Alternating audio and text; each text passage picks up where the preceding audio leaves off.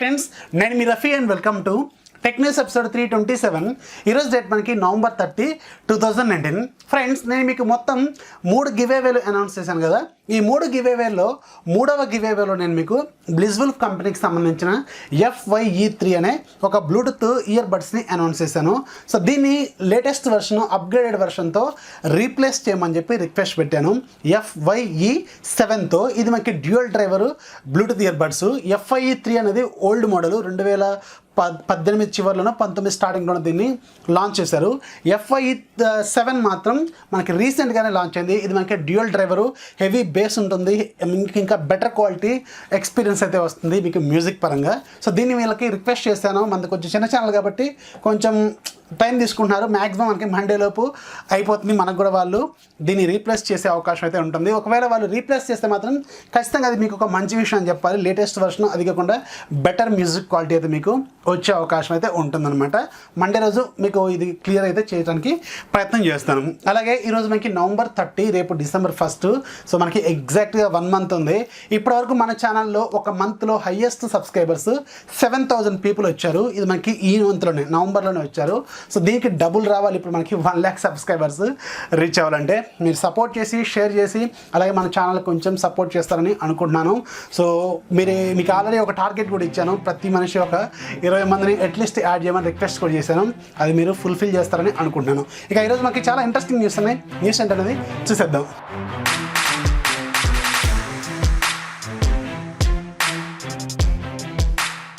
First మనకి FASTag గురించి చాలా మందికి తెలిసే ఉంటుంది. ఇది ఒక chip based auto toll payment system అనమాట. గవర్నమెంట్ ఆఫ్ ఇండియా వీళ్ళు తీసుకొచ్చారు కదా.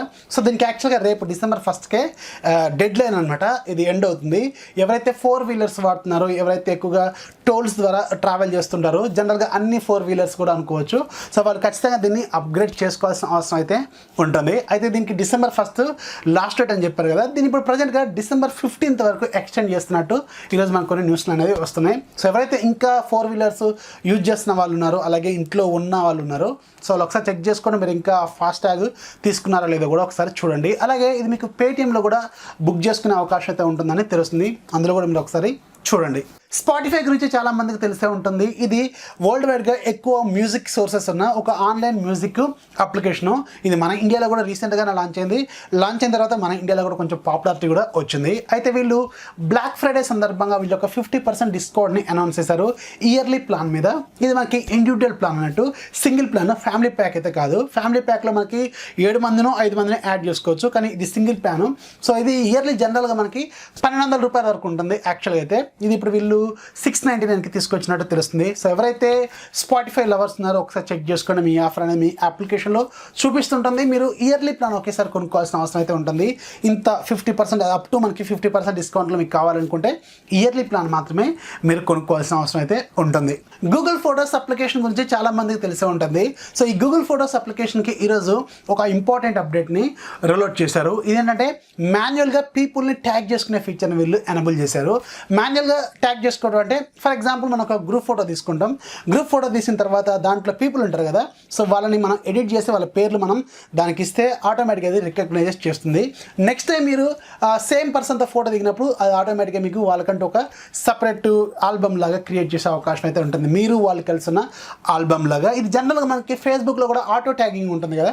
ఇలా ఇప్పుడు దీంట్లో మాన్యువల్ ట్యాగింగ్ ఫీచర్ని వీళ్ళు ఎనబుల్ చేసినట్టు తెలుస్తుంది. ఒకసారి చెక్ చేయండి. ఇది మీకు గూగుల్ ఫోటోస్ 4.32 వెర్షన్లో తీసుకొచ్చినట్టు తెలుస్తుంది.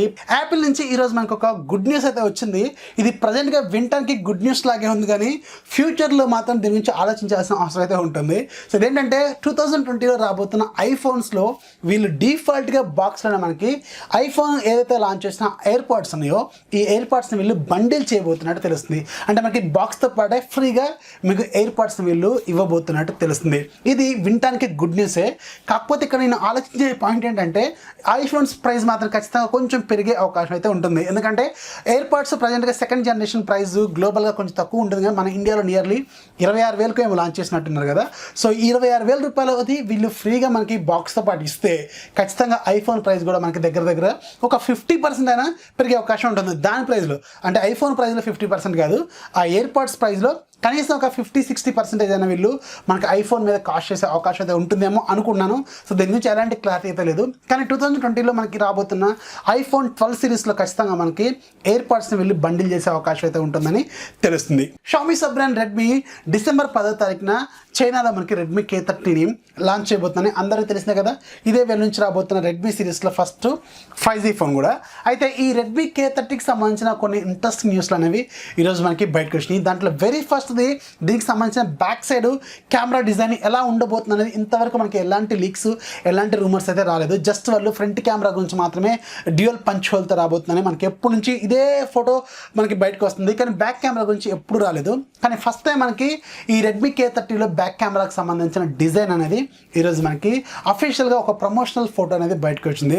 సో దీంట్లో ఈ కెమెరా డిజైన్ ఒకసారి చెక్ చేస్తే మనకి వెర్టికల్గా 4 కెమెరాలు ఉంటాయి. ఇది చూడటానికి ఎగ్జాక్ట్గా మనకి ఇంతకుముందు కాయిన్ బాక్స్ ఉండేవి కదా, కాయిన్ బాక్స్ డిజైన్, లేదంటే వెయింగ్ మిషన్స్ ఉంటాయి కదా, వెయింగ్ మిషన్లో మనకి కాయిన్ వేస్తేనే మనకి వెయింగ్ స్లిప్ అనేది బయటకు వస్తుంది కదా.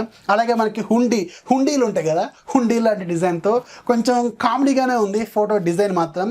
మేబీ మనకి ఈ డిజైన్ వచ్చిన తర్వాత ఖచ్చితంగా దీని మీద ట్రోల్స్ కూడా చేసే అవకాశం అయితే ఉంటుందని తెలుస్తుంది. చాలామంది ఇప్పుడు ఆల్రెడీ ట్విట్టర్లో కూడా సో దీన్ని ట్రోల్ చేస్తూనే ఉన్నారు. అప్పుడే మనకి హుండీ సింబల్స్, అలాగే మనకి కాయిన్ బాక్స్లు, అలాగే వెయింగ్ మిషన్ల ఫోటోలు పెట్టి దీన్ని కొంచెం ట్రోల్ చేస్తూనే ఉన్నారు. ఇది మనకి డిసెంబర్ 10వ తారీఖున అఫీషియల్గా బయటకైతే వస్తుంది. దీని డిజైన్ ఎలా ఉండబోతుంది అనేది తెలుస్తుంది. అలాగే ఈ ఫోన్కి సంబంధించిన ప్రైస్ విషయంలో మాత్రం చాలా అగ్రెసివ్ ప్రైజే తీసుకురాబోతున్నట్టు తెలుస్తుంది. ఈ ఫోన్కి సంబంధించిన ప్రైస్ ఈరోజు లీక్ కూడా అయింది. మేబీ మనకి 2200 యువాన్స్ కానీ 2300 యువాన్స్ కానీ ఉండే అవకాశం అయితే ఉంటుందని తెలుస్తుంది. 5G ఫోన్ మనకి 20,000 రూపాయలనే వచ్చే అవకాశం అయితే ఉంటుంది ప్రజెంట్గా ఉన్న సిచ్యువేషన్లో.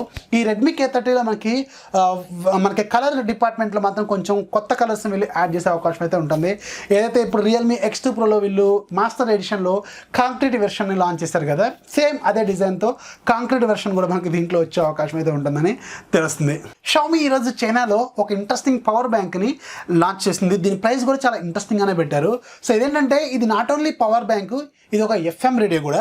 ఇది FM రేడియో ఏదైతే మన ఇళ్లలో పాతకాలంలో రేడియోలు ఉండే కదా, ఆ రేడియో డిజైన్లో వీళ్ళు దీన్ని డిజైన్ చేశారు. ఓల్డ్ క్లాసిక్ డిజైన్లో వీళ్ళు ఈ రేడియోని డిజైన్ చేశారు. అలాగే ఇది పవర్ బ్యాంక్ ప్లస్ రేడియో కూడా, దీంట్లో మనకి FM రేడియో కూడా సపోర్ట్ చేస్తుందని వీళ్ళు చెప్తున్నారు. సో 2 ఫీచర్స్ ఉంటాయి, పవర్ బ్యాంక్ లాగా వాడుకోవచ్చు, రేడియో లాగా కూడా వాడుకోవచ్చు. దీని ప్రైస్ 139 యువాన్స్ పెట్టారు, అంటే నియర్లీ మన ఇండియన్ కరెన్సీలో 1400 రూపాయలు అయితే ఉంటుంది.